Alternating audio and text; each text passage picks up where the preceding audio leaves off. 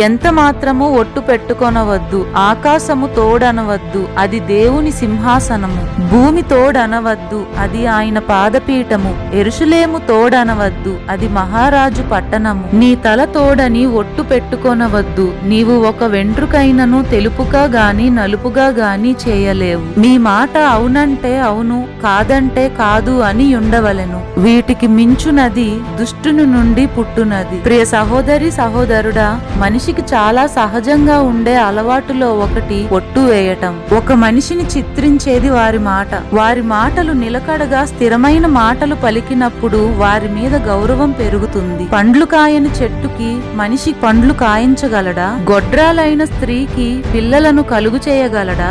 సృష్టించే శక్తి లేని వానికి నాశనం చేసే హక్కు కూడా లేదు. గనుక మనము వేటి మీదనైనను ఒట్టు పెట్టుకొనకుండా మన మాటలు నికరముగా పలుకుదాం. ఆమేన్.